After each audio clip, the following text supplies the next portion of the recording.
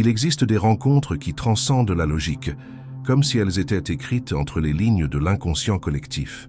Des personnes croisent notre route et, sans explication rationnelle, s'installent dans nos pensées, nos rêves et nos émotions. Lorsqu'un lien spirituel unit deux individus, ce lien se manifeste par des signes à la fois subtils et puissants. Ce ne sont pas de simples affinités ou élans de passion, mais quelque chose de plus profond, ancré dans l'âme. Avez-vous déjà eu l'impression de connaître quelqu'un depuis toujours, ressenti une connexion défiant le temps et l'espace? Cette sensation peut être le reflet d'un lien archétypal, un appel de la psyché, résonnant au-delà du plan physique. Dans cette vidéo, nous allons explorer les signes révélateurs de cet élan invisible et la façon dont il se manifeste selon les principes de la psychologie analytique. Si vous avez déjà vécu une telle expérience, commentez ci-dessous « Je reconnais les liens de l'âme ».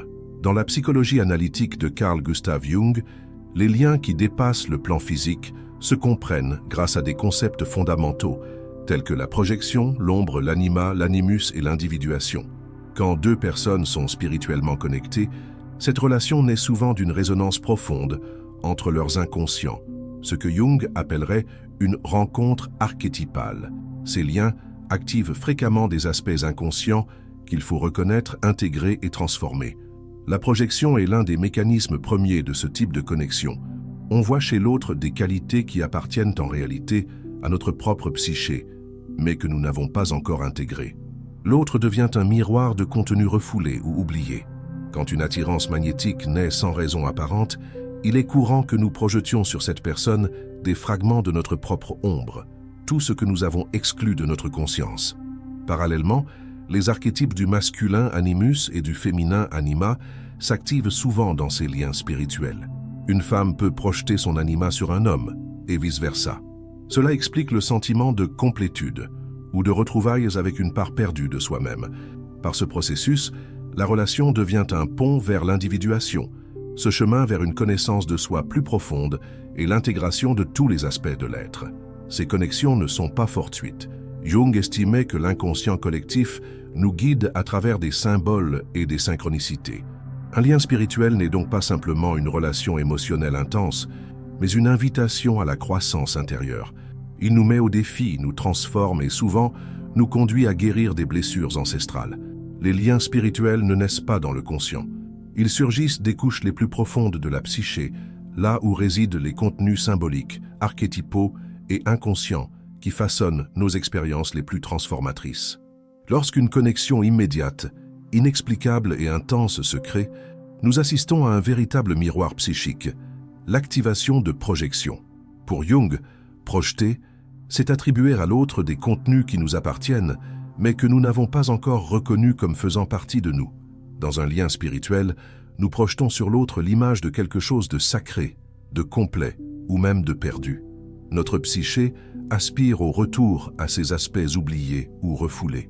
Dans ce type de relation, l'autre semble nous connaître intimement, parfois sans même beaucoup d'échanges. Cette impression naît de la familiarité interne que suscite l'image projetée, et non nécessairement de la personne elle-même. Cette image est un fragment de notre âme qui cherche à revenir à la conscience. Ces projections portent souvent une charge émotionnelle intense, car elles se rapportent aux complexes les plus actifs de la psyché. Quand le lien est spirituel, l'intensité n'est pas proportionnelle à la durée de la relation, mais à la profondeur symbolique qui la sous-tend. Un regard, un geste ou une simple présence peut réveiller des émotions ancestrales, raviver des souvenirs oubliés ou évoquer des archétypes intérieurs endormis. Dans ce scénario, l'autre devient un miroir vivant, le reflet de ce que nous portons en nous et que nous ne parvenons pas à voir seuls. Cela peut être beau et révélateur, mais aussi douloureux si nous ne distinguons pas la projection de la réalité. Bien souvent, ce qui nous attire ou nous repousse dans cette relation, ce sont des parts de nous-mêmes qui n'ont pas encore été intégrées. Lorsqu'on projette l'ombre, par exemple, il est courant que l'autre nous agace profondément ou nous mette mal à l'aise. Pourtant, ce malaise n'est pas extérieur. Il émane de notre intériorité, de quelque chose que nous refusons de voir en nous. Il en va de même pour la projection de l'anima et de l'animus, qui engendre idéalisation, passion dévorante ou sentiment de plénitude inatteignable. On croit alors que l'autre nous complète, alors qu'il représente en réalité un symbole de notre propre totalité inachevée. Comprendre cette dynamique est essentiel pour qui ressent une connexion spirituelle avec quelqu'un. Plutôt que de simplement vivre l'émotion, Jung nous invite à en interroger l'origine et le dessein. Qu'est-ce que cette personne éveille en moi? Quelle part de mon âme représente-t-elle? Pourquoi cette connexion me paraît-elle si familière ou inévitable? La réponse se trouve toujours dans la relation entre le moi et l'inconscient. Plus nous prenons conscience de nos projections, plus nous devenons libres d'aimer authentiquement. Alors, le lien spirituel cesse d'être un champ d'illusion pour devenir une véritable opportunité de connaissance de soi et de croissance mutuelle. Ces liens ne surgissent pas par hasard. Ils constituent des rencontres privilégiées que l'inconscient collectif organise pour nous faire évoluer, guérir des blessures anciennes, revisiter nos schémas et surtout retrouver des parts perdues de notre âme. Dans ce contexte, l'autre est le médiateur de notre propre individuation, non pas notre sauveur. Quand nous reconnaissons le lien spirituel comme un miroir, nous comprenons que l'autre n'est pas là pour nous compléter, mais pour révéler ce qui existe déjà en nous. L'intensité du sentiment n'est qu'un signal pour plonger plus profondément. Plutôt que de s'égarer dans l'idéalisation, le défi consiste à accepter que le véritable retour est intérieur. Ces rencontres sont des appels sacrés. Comme tout appel de l'âme, elles exigent courage, conscience et abandon. Car en nous regardant dans le miroir de l'âme que l'autre nous tend, nous sommes également contraints d'affronter nos propres lumières et ombres, et enfin, de nous reconnaître. Il arrive qu'une rencontre semble traverser le temps, ignorer l'accident et toucher directement le centre de notre être. Quand deux personnes se croisent dans des circonstances improbables, animées par une impression de destin ou de messages cachés, nous sommes face à ce que Carl Jung a nommé une synchronicité, une coïncidence signifiante qui relie monde interne et monde externe par le sens et non par la causalité. Dans l'expérience d'un lien spirituel, la synchronicité constitue souvent le premier signe. C'est comme si l'univers s'organisait à l'insu de tous pour réunir deux personnes au moment précis où elles sont prêtes à un apprentissage ou à une transformation particulière. Jung décrivait ce phénomène comme la manifestation de l'inconscient collectif, opérant par le biais de symboles et d'archétypes qui deviennent visibles à travers des événements apparemment aléatoires. Ces rencontres ne se contentent pas d'être marquantes. Elles portent un sens qui dépasse la logique et touche l'âme. Un message récurrent, un nombre symbolique, un rêve éblouissant la veille de la rencontre, une chanson qui retentit juste au bon moment. Ces éléments ne sont pas de simples coïncidences, mais des expressions symboliques de la psyché qui tentent de nous guider vers l'intégration de quelque chose d'essentiel. La synchronicité révèle alors que l'autre n'apparaît pas par hasard dans notre vie. Un sens caché préside au moment et à la manière dont cette présence se manifeste. Quand nous sentons qu'une rencontre est différente, nous assistons probablement à une activation symbolique où le lien spirituel commence à prendre forme. Ces signes nous arrachent à la superficialité et nous invitent à prêter attention à l'invisible, ce qui ne s'explique pas, mais se ressent intensément. Ce qui est fascinant, c'est que la synchronicité ne révèle pas seulement l'importance de l'autre, mais aussi celle d'un aspect oublié de nous-mêmes. L'autre devient le déclencheur qui nous pousse à reconnaître un appel intérieur ignoré. C'est pourquoi le lien spirituel s'accompagne presque toujours d'un changement de cap, d'une crise existentielle ou d'un tournant de la conscience. La synchronicité marque le début d'un voyage symbolique. Pour Jung, ces coïncidences sont des manifestations du self, la totalité psychique qui guide notre processus d'individuation. Quand le self veut se faire reconnaître, il crée des situations extérieures reflétant des contenus intérieurs, comme pour nous dire « Regarde ceci, c'est important ». Le lien avec l'autre se mue alors en un miroir vivant de la quête intérieure que nous devons entreprendre. Ces rencontres ont le pouvoir de briser des schémas répétitifs, de mettre au jour des vérités enfouies et de nous propulser vers une nouvelle étape de vie. Mais pour cela, il faut écouter avec les yeux de l'âme. Il convient de percevoir que, derrière l'événement improbable, se cache un dessein psychique, un appel à devenir plus conscient, plus entier. Dans un monde dominé par la raison et le contrôle, la synchronicité agit comme une brèche dans le mystère. Elle ne se provoque pas, elle se reçoit. Quand nous sommes à l'écoute des signes, du flux de la vie et des messages symboliques, nous reconnaissons l'instant où un lien spirituel se présente.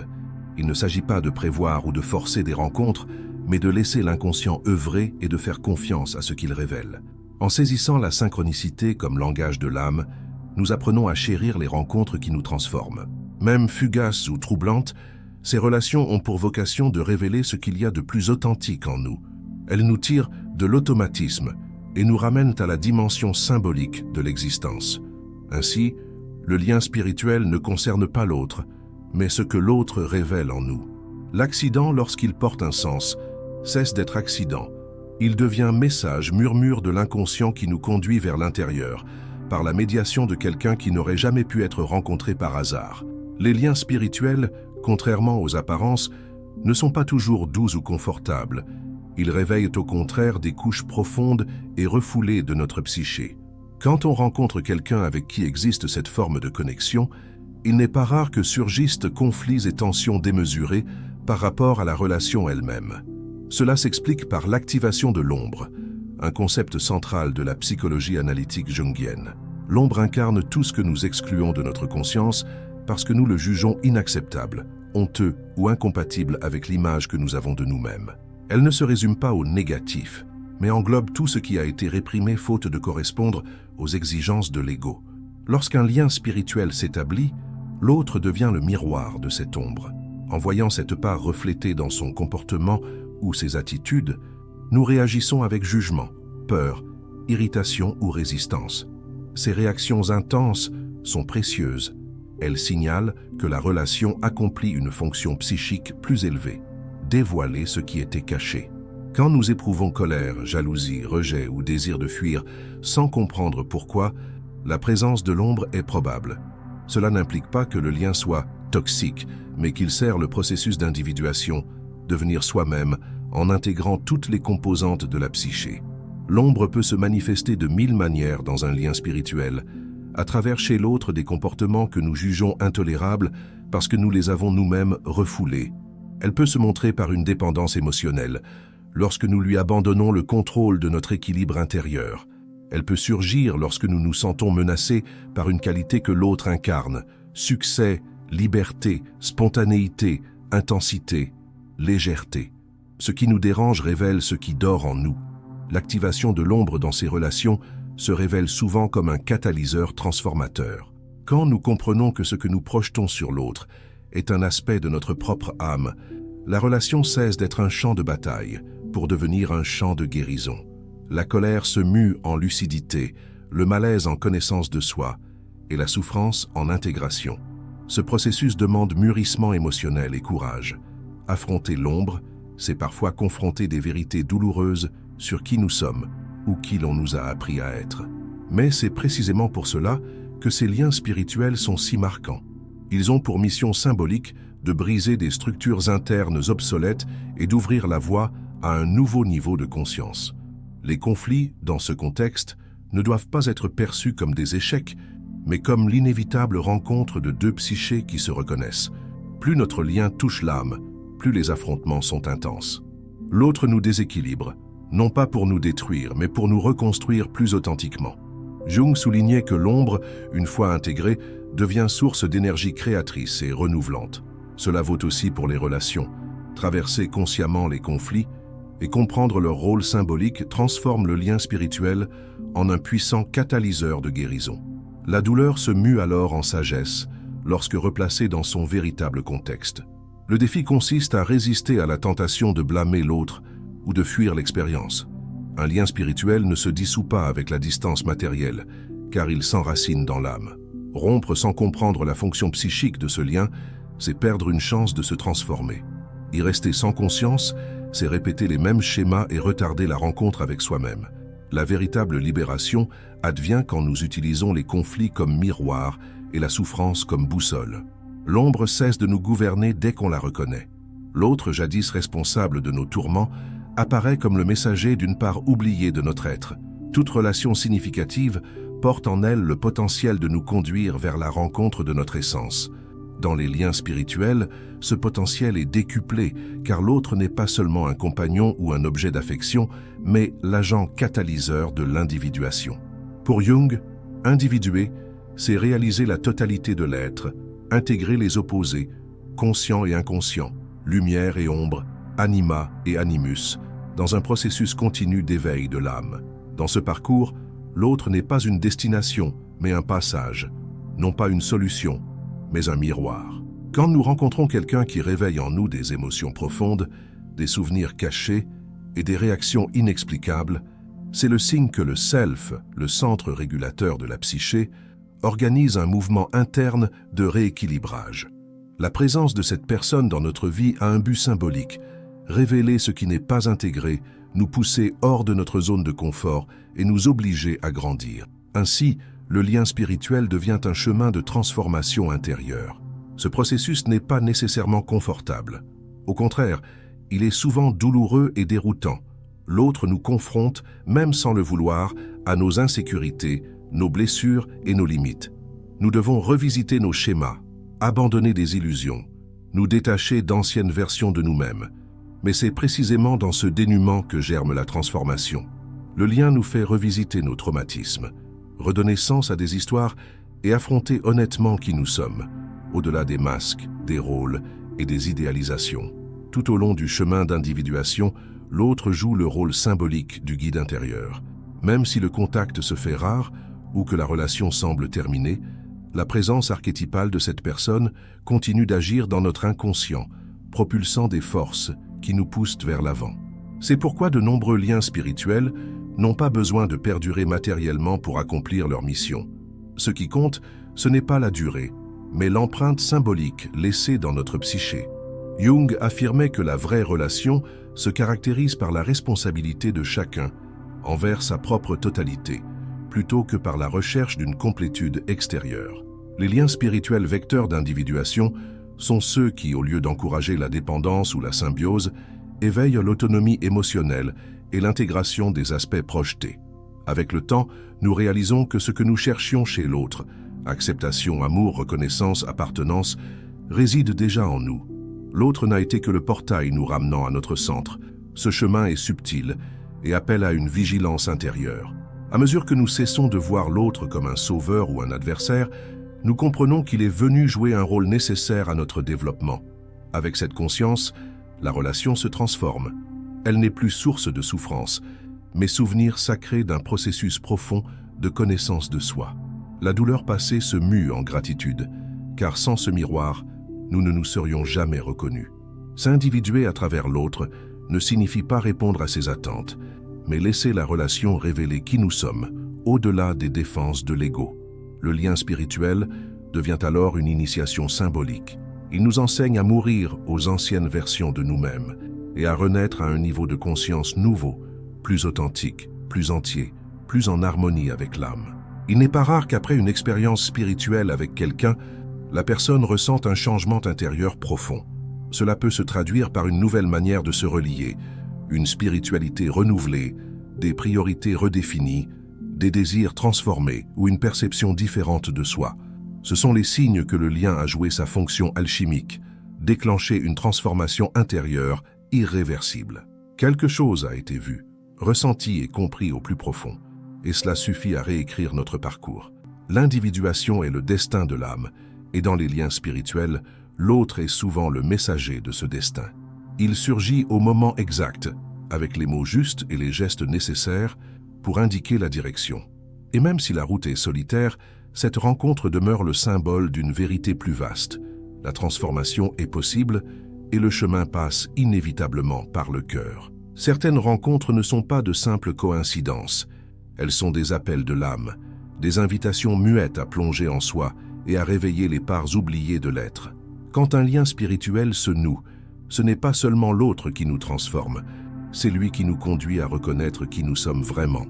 À travers la projection, l'ombre, les synchronicités et la confrontation avec ce que nous fuyons, ces connexions nous poussent vers l'individuation et le retour à notre centre intérieur. La beauté de ces liens réside précisément dans ce qu'ils suscitent. Ils ne viennent pas pour combler, mais pour révéler.